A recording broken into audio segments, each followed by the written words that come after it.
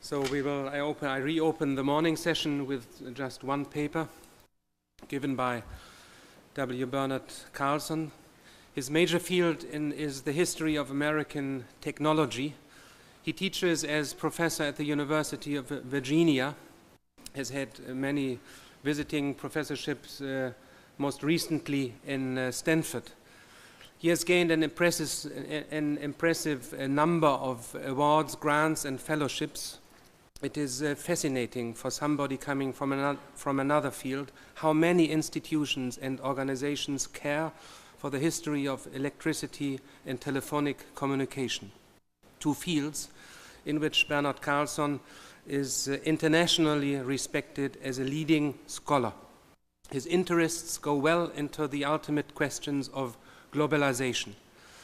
What interests me most is the fact that he is able not only to historize the leviathans of communication in technical terms, but also to ask for the political and symbolic ways of representation, and thus also in relation to Edison. Please.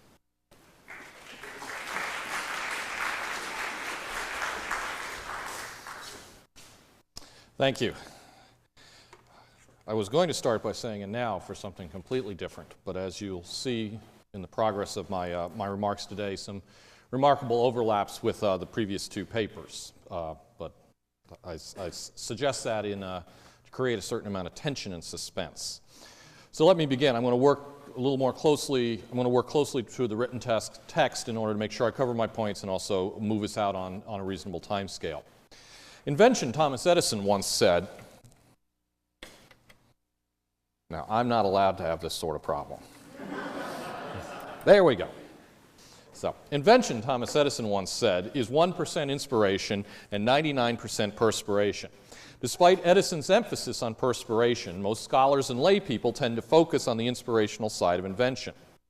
And while inspiration certainly plays an important role in the invention or creative process, what about this perspiration? Should we simply view invention as a highly idiosyncratic act in which it is not possible to make sense of the hard work of converting inspired ideas into successful devices? Several years ago, my colleague at Virginia, Michael Gorman, who's a cognitive psychologist, and I set out to recover this hard work of inventors, the day-to-day, moment-to-moment activities that they undertake. And to do so, we undertook a detailed study of how Alexander Graham Bell, Elisha Gray, and Edison developed telephones in the 1870s. Through this comparative investigation, we came to view invention as a combination of thinking and doing, of generating and manipulating ideas and objects in the mind, on paper, and on the benchtop. Now, in the course of this investigation, we made an early decision to closely analyze the visual materials generated by Bell, Edison, and Gray. In doing so, we thought we had some support in the history of technology, my home discipline, since individuals such as Eugene Ferguson, Brooke Hindle, and Steve Lubar had long argued that sketches, drawings, and plans were central to the work of technologists. Yet, as Gorman and I soon realized, we were on very tricky ground in studying sketches. Although everyone agreed that sketches were important to the invention process, no one had developed a systematic way of analyzing how and why inventors used them. With the exception of Martin Kemp and Bert Hall, who studied Leonardo's sketches, historians had not analyzed in detail how technologists employ visual materials in their work. No one had done what you saw a few moments ago by Mike Mahoney, that grand tour de force of how do you dissect sketches that Huygens used. Like Ferguson, historians of technology have tended to assume that visual images are generated in something called the mind's eye and let it go at that. So in this paper, I propose to go inside the mind's eye and suggest how we might go about studying how inventors create and use sketches. I'll argue that inventors use sketches for both cognitive and social functions. Social in the sense that inventors communicate with their associates through sketches, and cognitive, meaning that inventors use sketches to think.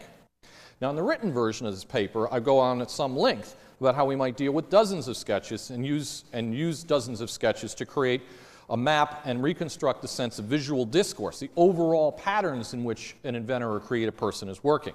And I'm happy to answer questions about that in discussion or over lunch or wherever, but in the interest of time, I've hacked out about 25% of the paper.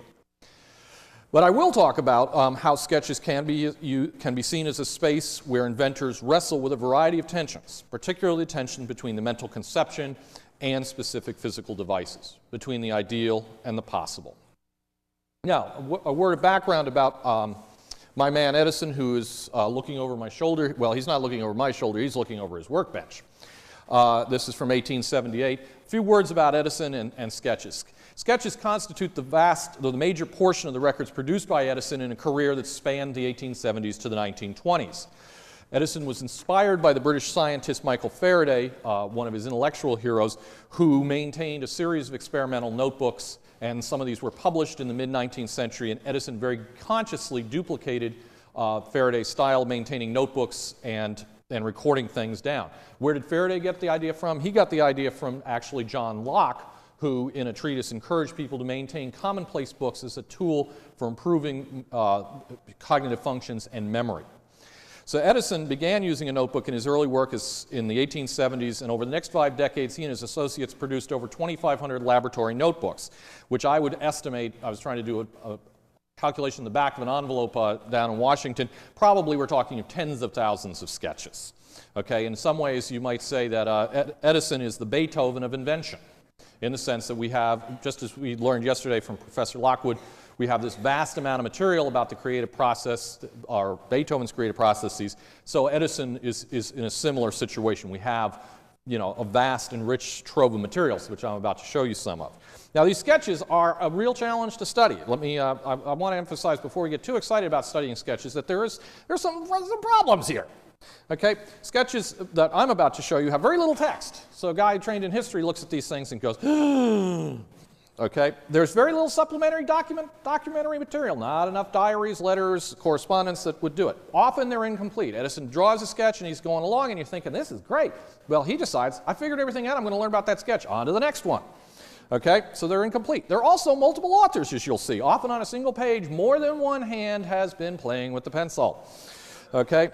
And they're not systematic in any way. We do not necessarily have, say, a conceptual sketch followed by a drawing showing an experiment, followed by another drawing showing the results of the experiment, followed by something that leads up to a patent. We certainly have samples of each type of drawing, but in few cases do we have anything that looks like a linear sequence from conception to finished product. So consequently, in working with these sketches, and in particular I'm talking about a corpus of about 500 sketches produced in 1877 by Edison while he was working on the telephone, my engineering students and I had to develop very specific skills for deciphering and interpreting these little beasties. Now, what we decided to do, my students and I, in working on these things, is really could be kind of, after this is sort of work of 5 to 7 years being compressed into a fairly short talk for you kind folks, is really we did 2 things. We thought first and foremost about the function. What is Edison doing in each of these individual sketches? What is the sort of intellectual work that's being done? And so we began to deal with that. And then we scaled up and we said, what's going on across the board? If you look at all 500 sketches and try to sort them out, what does the visual discourse look like? And it's the visual discourse part that I won't talk about this morning because I'm going to concentrate on this sort of functional discussion. Okay, so if we're going to treat inventors' sketches as more than mere doodles, we need to identify the functions they might play. And they were used by inventors particularly or inventors by a form of communication. And historians of technology have really kind of, in their sort of social history style, glommed onto this idea that they were used, sketches are a form of communication. So if you look at several biographies of inventors, historians have discussed how inventors make sketches and notebooks to record experiments on the benchtop. And this is the only Bell sketch I'll show you today. This is 2 pages of Alexander Graham Bell's notebook where he simply draws the...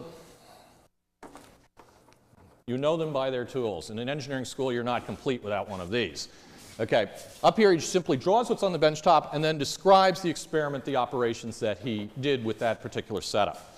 Okay, so that's a very typical use of a notebook or of a sketch. Okay, in order that sketches can be used to communicate an experiment to audiences removed in time and place, audiences such as patent examiners or judges, inventors frequently explain their sketches to witnesses who then sign and date the particular sketch.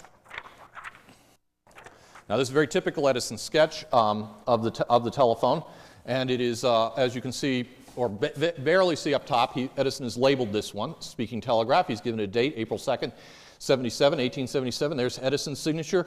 And two witnesses, Charles Batchelor and James Adams, who were Edison's right-hand men on the telephone project. So this is a typical example of that. Inventors also use sketches to communicate their ideas to assistants who in turn build and test their invention. And one famous example of this is the so-called first sketch of Edison's phonograph, also from 1877, in which Edison is reported to have scribbled at the bottom the instructions to his chief machinist, Cruzy, make this Edison. What actually turns out is the instructions were put on the sketch 50 years later, but I'm not supposed to get into problems like that right now. Okay, likewise, Edison's assistants also made sketches to document what they were doing and to get paid. And we're probably dealing in a world which is not particularly literate, so your talented machinist probably can draw a bodacious picture, but he can't really write very much. So here we have a page of sketches in which James Adams wants to be paid for this model and this model and this model, and here you can see that he wants $12 for that. Okay, so this is another example of sketches as a form of communication. And of course, inventors often use sketches to explain their ideas to investors, journalists, or other individuals outside their immediate circle of associates. And I lied a moment ago, I do have one more Bell sketch for you. This is a letter that he wrote to his parents. Dear Papa and Mama, as you can see, this is from courtroom testimony dated Salem, Massachusetts, 1875. And over here we have a little sketch in which he's telling Mom and Dad what he's been up to lately. Now, in focusing on how sketches can communicate ideas between the inventor and various groups, historians and sociologists have been able to help us see invention as a social process. Rather than being simply the act of creating a new machine, most scholars would agree with Thomas Hughes and John Law that invention involves the linking of ideas, artifacts, capital, and skilled labor in order to come up with a new technology. To link these human and non-human components together, inventors must communicate and negotiate with different groups, and sketches allow us to trace those negotiations. Now, inventors certainly use sketches to communicate ideas, but they also use them to generate ideas, which has been most of what we've been talking about over the past few days. So how did Edison go about using sketches to develop the telephone? Let me start by, before I answer that question of the cognitive style that Edison had, a bit of context here, just a few words. The telephone is invented in 1876 by Alexander Graham Bell, by most accounts. I tend to, after years of arguing with people who think that somebody in Germany invented it, somebody in Italy, somebody here, somebody there, I tend to say it's Alexander Graham Bell. I can explain why I believe that in the discussion. Okay, but Bell invents the telephone in 1876, turns right around and says, let's sell it for a lot of money to Western Union. Okay, then the telecommunications giant in the United States. Western Union does not take the telephone in 1876 for a variety of very good business and technical reasons, which again I will not go into here, but are interesting in terms of modern issues that we have today with the internet and bandwidth.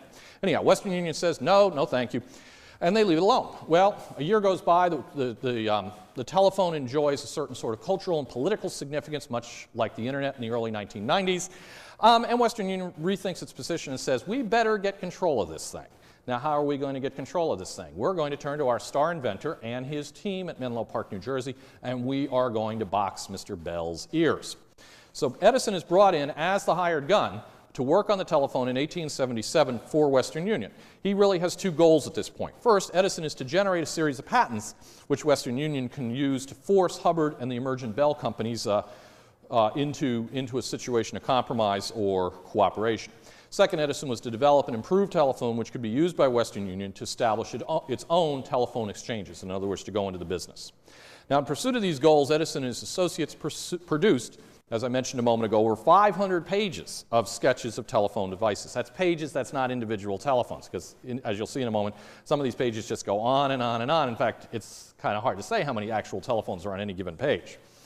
Okay, now what I want to discuss here is the strategies or problem-solving techniques that Edison uses in each individual sketch, and just give you a flavor for the ways that an inventor might employ sketches in the process of thinking. Okay, and what I'm going to be talking about here, again, borrowing from cognitive science, is the notion of heuristics. What are the kind of general strategies or tactics that are underlying this? Okay. Now, the first one I want to talk about is I want to talk for a moment about thought experiments. Okay, one of the first things you need to realize about Edison's sketches is that it is not likely that every sketch documents something that was built on the benchtop. And in fact, the key advantage is sketching for an inventor. And Edison quickly realizes this, and it gives him a real advantage over Bell and all the other guys that he competes with in the 1870s and 1880s, is if you can sketch, you can move through a far greater number of ideas faster than anyone else.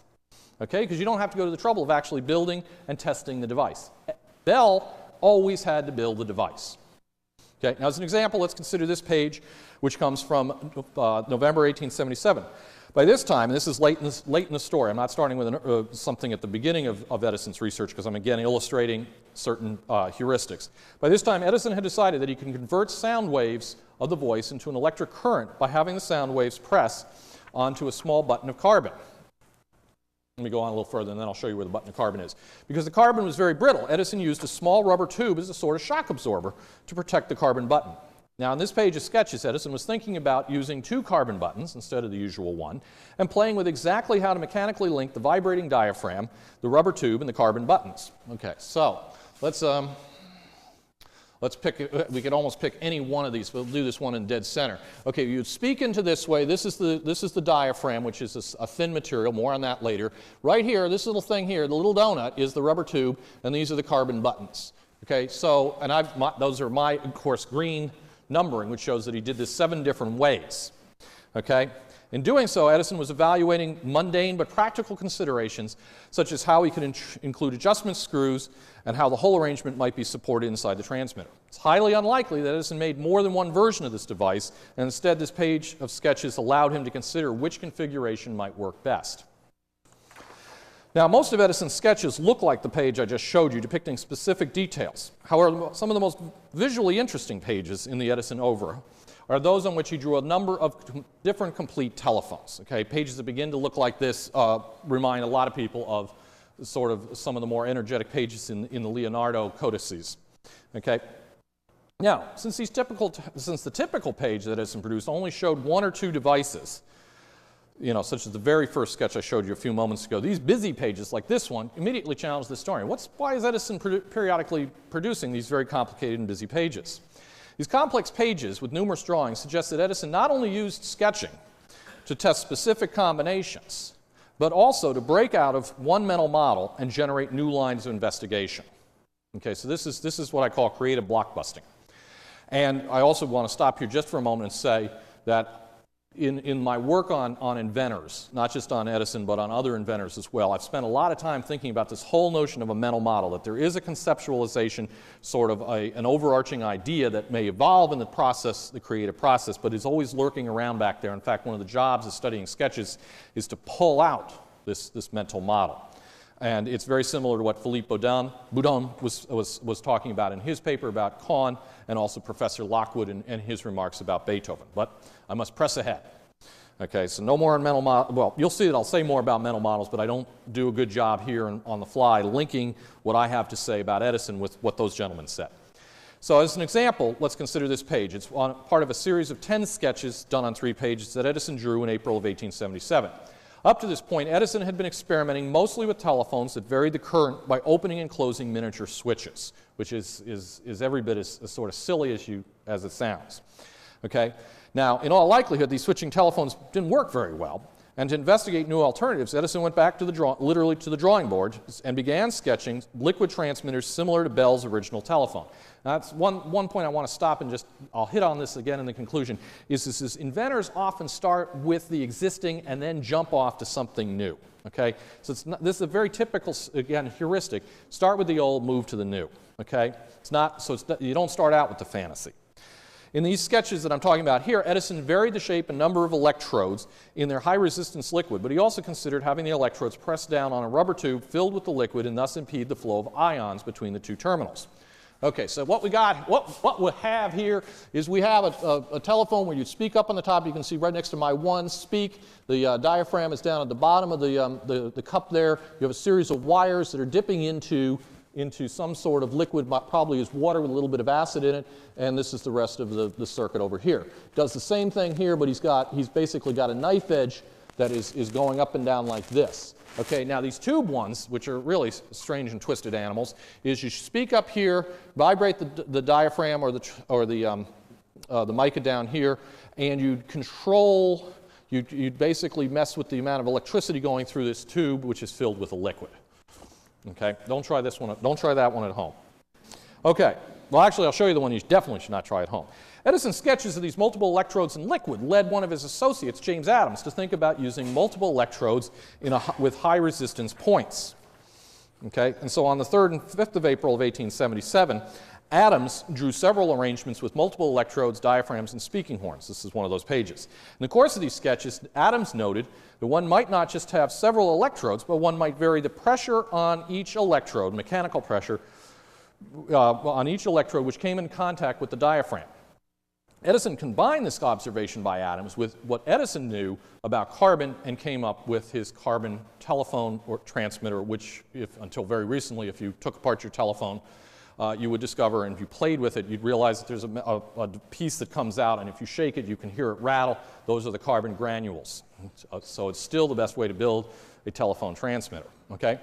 Edison now realized that it was not the number of contacts that counted in his telephone, but that one could convert sound waves into electric waves by letting the sound waves impinge on a single carbon point.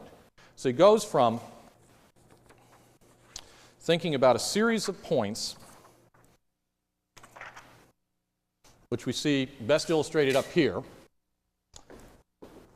to an observation made by one of his assistants that you could, instead of having points in a liquid, you could just actually put your high resistance material, a little piece of carbon, on the tip of an electrode and have this then touch the telephone transmitter, and that would do your electrical work, to simply having one point, which is where he got to by the 10th of April, so in about a week. And again, here is where the carbon is being squeezed back in here, and this is where you would speak in.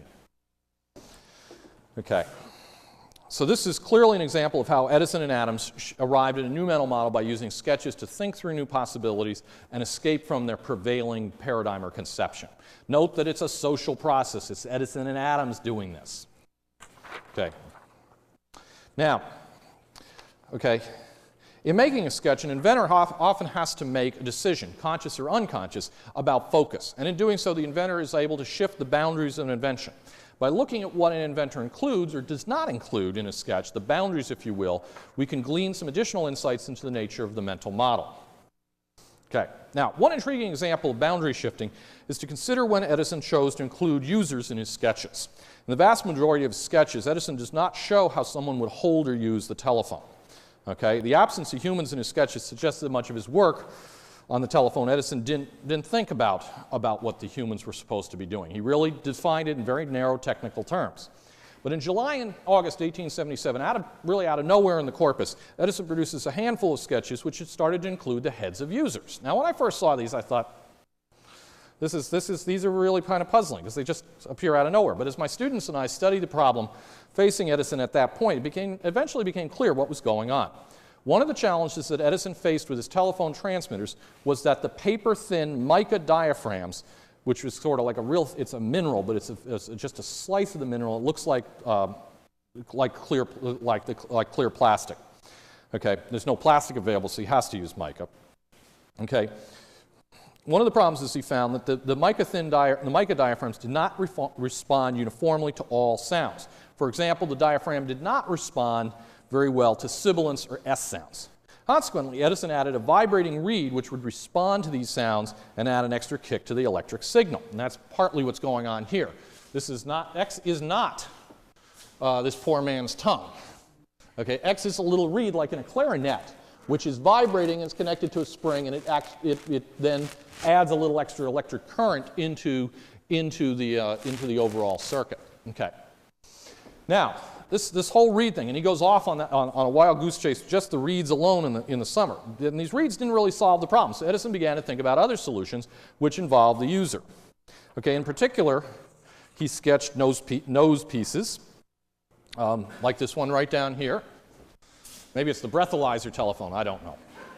Okay, and a variety of things like this, which made sure that the user's face and mouth was positioned dead center to the telephone transmitter. My favorite example and I'm only sorry that there isn't a head in this one, but you'll quickly appreciate why this one didn't make it, is the telephone in a box, which is this lower sketch right here.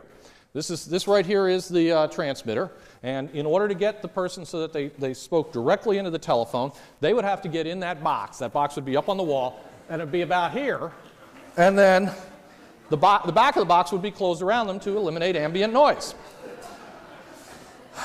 Aren't we glad that that one didn't see the light of day? Okay. Now, the important point is in making these sketches with heads, I would argue that Edison tried to solve the sibilant sound problem by shifting the boundaries of what constituted his telephone. For the only time in his telephone research, Edison defined the telephone as including the user. And he expected to solve the problem by altering the behavior of the user, by disciplining the user if we wanted to invoke Michel Foucault right now. I'm not sure we want to call on him to help us out with this problem. Okay, however, based on Edison's work with telegraph devices, and Edison really worked on a lot of basic office technology in the 1870s leading up to this stuff, Edison was probably a pretty astute observer how people interacted with communications devices, and he quickly concluded that few users would be willing to submit to nose pieces or boxes. So while these sketches constitute a dead end for Edison, they nonetheless suggest that one heuristic that can be pursued through sketching is to experiment with the boundaries of the invention. What elements are you going to be dealing with? What elements are you not going to be dealing with? Now, this is the point where I would make the big jump to talk about mapping and relate mapping and the visual discourse to what we heard about from Frank Gehry, but the time is to ask the closing question, which is, so what? Okay, in this paper, I've tried to show how it is possible to analyze the sketches produced by inventors. Although most historians of technology have assumed that inventors generate and manipulate sketches using the mysterious faculty of the mind's eye, I've tried to suggest here that it is possible to identify the strategy and heuristics which guide an inventor in making sketches. As we've seen, Edison used sketches to perform thought experiments as a way of creative blockbusting. In some cases, the sketches reveal a heuristic of shifting boundaries, of choosing what to include and not to include in the invention under study. In proposing these heuristics, that these heuristics informed Edison's production of sketches, my immediate goal is to show that sketching is not, to borrow from this wonderful quote, is to show that they are the sober offspring of reason, not some desultory flights of fancy. Okay, and this would be the epigram of my paper, but I saved it for the end. Okay, for an inventor, sketching is not unstructured free-flow thinking, but serious hard work. Okay, while sketches may look like they were done in haste, I would argue instead that they represent deliberate, purposeful action. An inventor may not be thinking directly about how and why he is making a sketch. That is, he may not be able to articulate the heuristic, but the sketching does represent a conscious effort on the part of the inventor to link his thoughts with material reality. And I think some of the remarks that Mr. Gehry made is right on the money. He said, I can't really tell you why I made this sketch, but it was important at the time. Same idea. To assume that sketches and visual thinking come simply from the unconscious is, in my opinion, both a refusal to acknowledge the agency of the creative individual and a regrettable return to a historical, mythic explanation of technological change. Now, undergirding all of this is a particular definition of invention and creativity, or at least of invention. I'll let you folks decide whether it should be extended to creativity in other areas.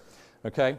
And for me, the learning process of the 5-7 years of studying these sketches is that invention is a process by which an individual represents and re-represents ideas and objects until he or she achieves some sort of stasis or stable configuration.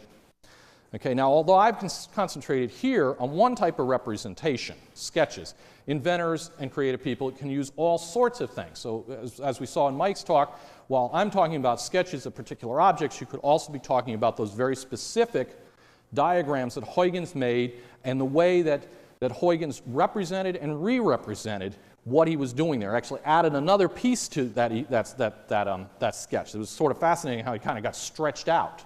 And then there was actually a heuristic by the fact that you had it stretched out, which we saw only clearly at the end of the talk with Newton's thing, which on one hand you have the sort of mathematical geometric physical treatment, and then you have a series of curves that give you where you can read off numbers. At least that's how I understand it. So you could do this. The point here is I'm talking about sketches of objects, but you could also be talking about Huygens sketches, or you could be talking about computer models, or you could be talking about or written descriptions, any number of things. Doesn't matter. Representation, re-representation. Why? Because as an inventor, why does an inventor represent and re-represent? We have to come back to one word that Henry Millen said at the very beginning of this conference, which is iteration.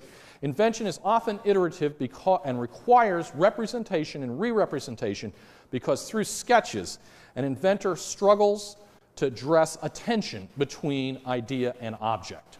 Okay? And to do so, he must often wrestle with a series of other tensions between existing devices and new devices, between mundane tasks and transcendence. In other words, I'd smear all of the creative activities together.